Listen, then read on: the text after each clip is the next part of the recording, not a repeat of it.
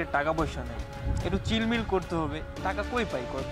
টাকা পয়সা নাই, টাকা পয়সা তো আছে মামা। কি বলি? তোর গার্লফ্রেন্ডের কাছে, তোর গার্লফ্রেন্ডই তো বড় মুরগি। কিভাবে? তাইলে প্ল্যান শোন মামা, আমরা যে রেস্টুরেন্টে আড্ডা দেই না, তুই তোর গার্লফ্রেন্ডকে ওখানে ডাক। তুই তোর গার্লফ্রেন্ডকে যেমনি হোক ম্যানেজ কর মামা, একটা কিসিং মোমেন্ট, একটা আপত্তিকর মোমেন্ট নিয়ে। আর ওই সময় আমি পেছন থেকে ভিডিওটা করব, তুই ইশারা দিবি, আমি ভিডিও কমপ্লিট করে কাছে আসবো। আর কাছে আসার পরে মামা একটা সিন ক্রিয়েট তৈরি করবো, একটা সিচুয়েশনই খোলা হয়ে যাবে ওখানে। তুই শুধু ওভার রিঅ্যাক্ট করবি না। কি বল দেখি? কোনো ওভার রিঅ্যাক্ট করবি না, যে তোর গার্লফ্রেন্ড বুঝতে পারে এটা আমাদের একটা সাজানো প্ল্যান। তারপরে কি হবে, আমি ওখানে 20,000 টাকা যাবো। আর মামা তোর গার্লফ্রেন্ডের যত টাকা, এই 20,000 চাবো না, 20,000-ই দিবি।